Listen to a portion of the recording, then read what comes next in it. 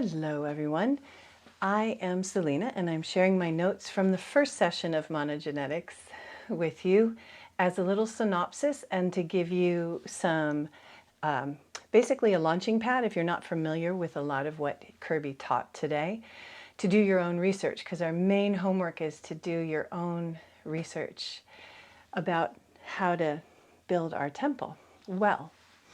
And define some terms for you as well and give you some links that'll be listed below. I am making this video for YouTube and posting it to Facebook, so we'll see. I'm not going to list everything in the actual Facebook post because that's not my MO. All right, so first of all, what is insulin? It is the hormone produced by the pancreas in what he mentioned, which you don't really need to know, but it's fun to know, the islets of Langerhans. They regulate the amount of glucose in the blood. So there's more, you just look it up and you got to read about it if you're not familiar more than that, because we can go on and on about insulin. Insulin resistance was the main topic and how to get out of it. It's when the body cells don't respond normally to insulin. So glucose can't, which is a sugar, it cannot enter the cells easily. That gives you energy, right? And so it builds up in the blood, and this will eventually lead to type 2 diabetes. And your muscles won't respond. You just get weaker and weaker, and it's a bad, you don't feel good. So I'll link an article about insulin resistance as well. Then he talked about becoming aware of your insulin response. So how do you do that? Basically, how do you feel after you eat sugar? Fruit or refined sugar. And then you can also get a measurement tool, which is a continuous glucose monitoring system. And you can do that. I think they have them at drugstores, and you can get them online and medical supply stores. I'll tell you more about that. And then the benefits and the deficits of fasting he talked about, which can lead to long-term fasting, long-term keto, if you know what that is, can lead to insulin resistance, which it has for me, many people. And he talked about how he noticed how this was happening as well. So then he talked about the different types of fasting: water fasting, dry fasting, and juice fasting. And I'll break down a little bit more of that in a moment. And then he mentioned raw food and no oil consumption, eating only raw food and no oil consumption, which I'll also break down, and calorie restrictive diet, which I'll talk about a little bit as well. I'm going to mention a couple of the resources that may have gone too quickly when you were listening. He talked about Dr. Gerald Shulman, who is the master of what is insulin resistance. There's a paper I can link for you that's really good. It's called A Master Class on Insulin Resistance, and it's understandable. And then there's Dr. Roy Taylor. He wrote a book called Life Without Diabetes and basically how to cure it. And I'm thinking of one interview in particular on YouTube that might be interesting to you, so I'll link those. And then he said a word called autophagy. I know how to say it as autophagy. Kirby has a special pronunciation, which I am determined to learn how to say. I have not mastered it yet. Autophagy is, it's important to know, it is, which he mentioned, but it's good to look it up. The consumption of the body's own tissue as a metabolic process, which happens during starvation, on purpose or not on purpose, or during disease. And basically what autophagy does, if you fast on purpose, is it gets your body into that, the way we're meant to work, actually. So it will help the cells sweep away just all the debris, all the junk, and the fat. It will just flush the fat eventually out of the cells so that it protects the DNA, basically. So it keeps the DNA in the cell stabilized. And then things work better. They work the way they're designed for most of us. So it's a that is the process where we begin to retrain the body if you're out of training, where you burn the fat for energy. When you're in insulin resistance, you can't do that. And a lot of times, especially noticeable for women, especially over 50, we might train really hard, but we keep getting weaker. And everything just starts to look like it's taxed too much. So autophagy through intentional fasting, such as intermittent fasting or fasting for a longer period of times, is actually kind of written in the Bible. So there's times of feasting and times of fasting. And knowing how to do that well in the world we live in now is a bit of a science, because we don't have the water, the atmosphere, the soil, the food that is as clean as it used to be. And it's hard to obtain that kind of thing so that your body functions from what you fuel it with well. So there's a science behind it. And here we are. And then the tools that I mentioned, the three things that he mentioned, one was the CGM, the Continuous Glucose Monitoring System. The other one he mentioned was Exogenous Ketones Supplement. And if you don't know what that is, you probably don't even want to mess with it. It's you definitely want to check with your doctor. If you know what it is, I'm going to link some products to compare and help educate yourself how to get good products. I'm sure Kirby and Fiona have products they like.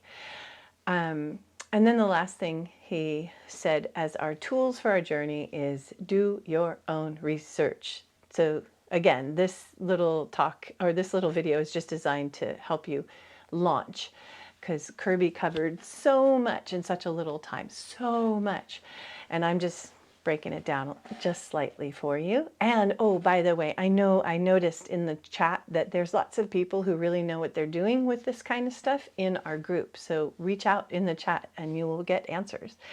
And then there's people who have been lab rats like Kirby and I for a long time, and we love answering those questions. So anyway, just ask, because there's a way to do all this smoothly and successfully from the get-go.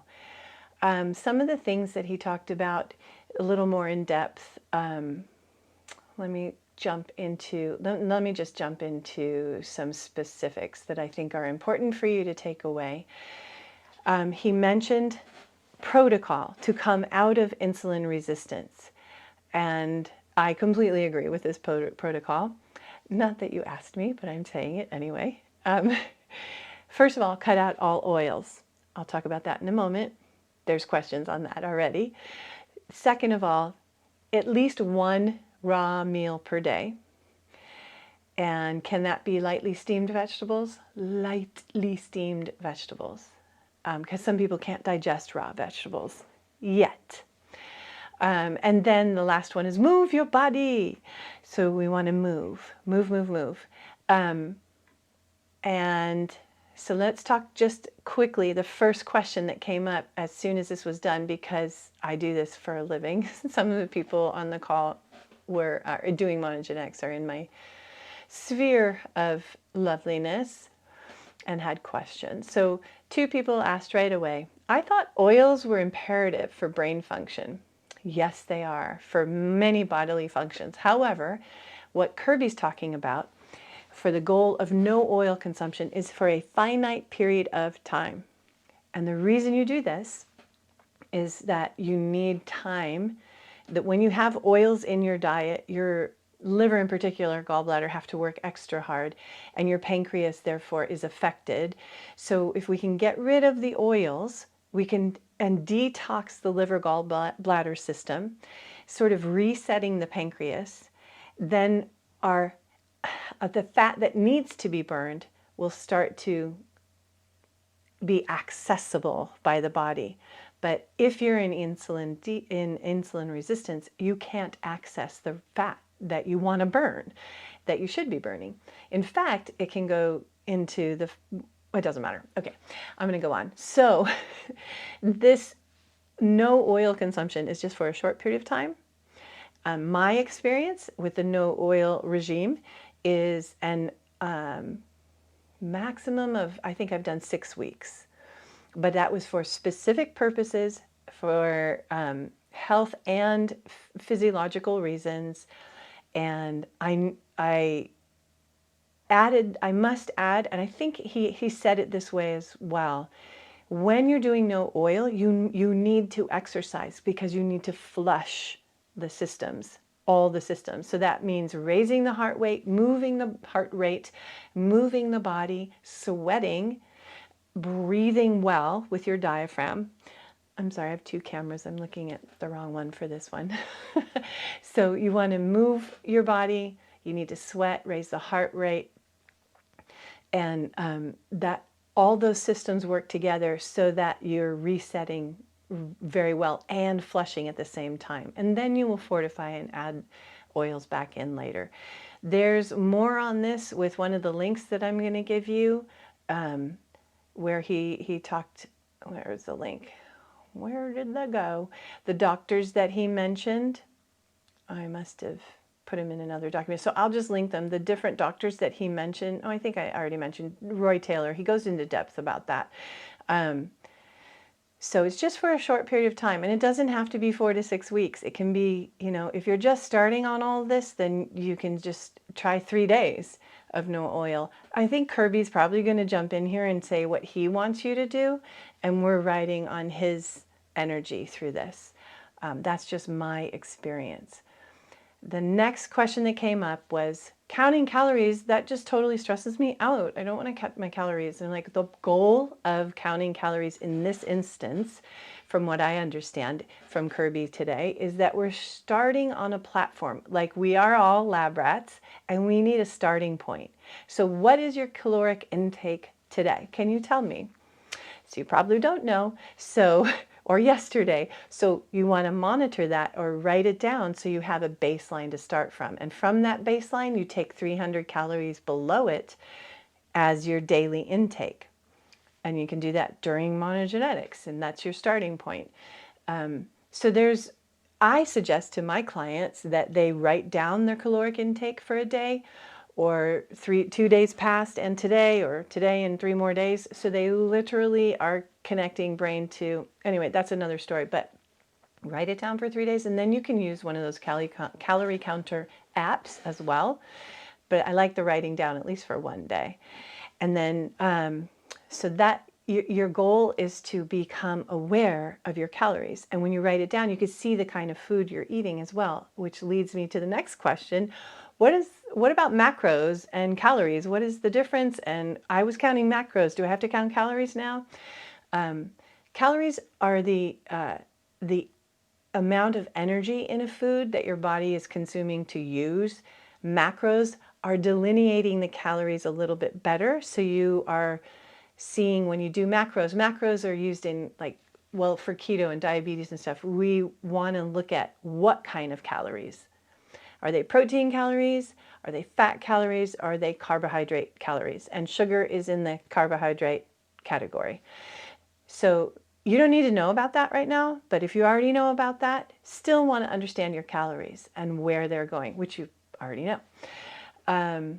So then the exercise portion of the questions. So let me just say, Kirby started with, and I agree, you must be exercising. Get that heart rate up even a little bit. Sweat just a little bit. If you can't sweat because you have toxins in the skin and you can't sweat out, make sure you're breathing really well. And that can be very tiring. I know some people who have this condition and they're working through it. But if you can sweat. You can also go in the pool and sweat if it's hot out. You don't even know you're sweating. So walking. I am a big proponent of walking. I agree with Kirby. And I have a way of, which he would probably do as well if he had time. Here's what I tell clients when they haven't done a lot of walking, or they haven't just starting back on walking or whatever. It's different than running. So the first thing I would tell people is pretend somebody's lifting you up by your ears or by your ponytail, and think of walking tall. Start there, because Kirby said walk and increase the intensity, but it's the how do you increase the intensity. tall walking. Get up tall. Get lighter.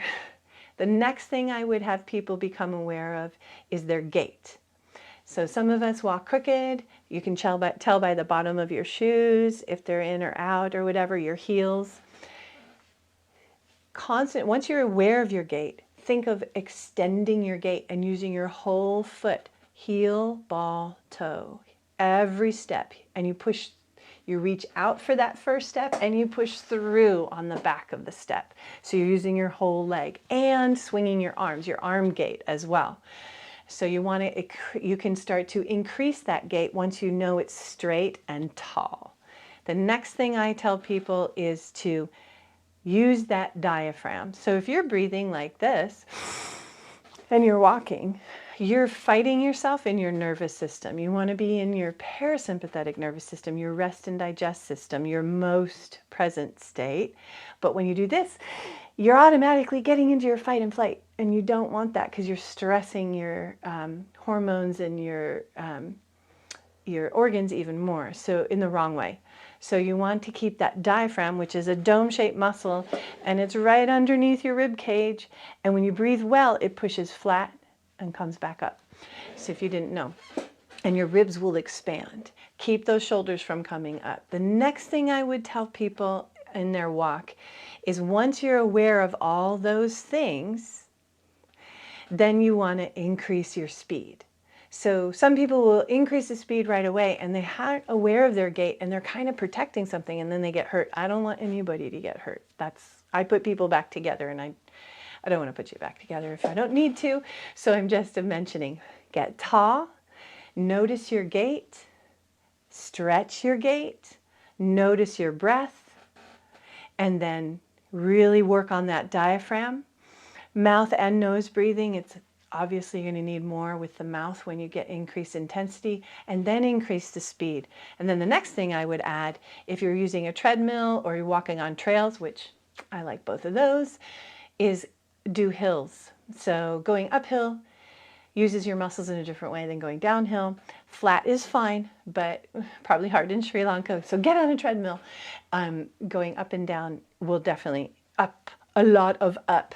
It increases your intensity for sure. And then if you can't do any of that, you can walk in the pool, you can bicycle, and my favorite is trampoline. So mini trampolines, I happen to be the big fan of the Bellicon rebounder. I sell those on my website because I've tried them all, because I've had some serious issues with joints and lots of surgeries, and the best one out there is the Bellicon. It's not cheap, but it's a lifetime investment. So any trampoline, get on any trampoline. That's my spiel on walking as a integrative movement specialist. And then the weight training that he talked about. So resistance training, HIIT training, high intensity interval training. Tons of videos, good ones out there on YouTube to help you. Sorry about my squeaky chair. I am a fan of the low impact, high intensity interval training. So low HIIT as opposed to just HIIT. And when you lift weights, when I lift weights and when my kids lift weights and my clients, except for maybe one day a week or one day a month where we go real heavy, it's always a cardio exercise. So we do the HIIT or the low HIIT. We just keep moving. We never stop moving. So you can incorporate your weight training or your resistance training with your cardio if you don't have 2 or 3 hours to work out a day. And then the next big thing is breath work, which he's going to talk about next, I believe. And that is a huge component to ridding yourself of the insulin resistance. It's not the only one, but it's really, really, really important to help your body function well, and your brain, and your heart-mind coherence, and your spirit, obviously. And then he has lots of information on fasting because he's the expert. I have fasted throughout my adult life. And when I fast spiritually, it's a slightly different approach, at least internally, and maybe with the food or the juicing, as opposed to from health reasons. So A lot of times when I'm fasting in a spiritual sense, I just do water and dry fasting. When I'm fasting for health and spiritual reasons, I always do the juice fasting because I've done some research, and I also am trying to help the organs and the gut and the whole inner biome rebuild. So there's very specific fasting and raw diet protocols that basically have brought me back from life. So I'm a big fan of it. And my personal, because you asked, favorite juice fast involves 3 weeks of, or 3 days, or 1 day of vegetable juices. So I'll do obviously a lot of celery, and that's usually the main vegetable. And then I always have fresh lemon, fresh ginger, and fresh turmeric, and usually either parsley or cilantro or both. And then I add a lime. It kind of evens it out a little bit. A couple of limes in there, and it's fresh juice. It's not like a bottle of juice from the store. I will also, if I have them, when I'm adding just the fructose, with just the fruit, in my 3-week regimen, I'll start doing watermelon juicing in the afternoon, fresh watermelon. That one tastes really good. The other one's a little, it's called a lemon ginger blast by someone else, but it's great. And then, but it's very spicy. And then fresh apples, fresh oranges, etc., fresh grapefruit or mixture thereof it's always fun to experiment with. It's healthy for you. So the juices for me are mostly vegetable, and then I add once I've done some cleansing, getting the fatty deposits in the cells out and in the organs out, then I add the fruit. But that's just my personal thing. Because you asked, I know you were asking, I can't wait to hear more about specifics from Kirby. Maybe we'll help him write a book or something. Okay, that's all for now. Hope that helps. Write your comments and questions. Bye.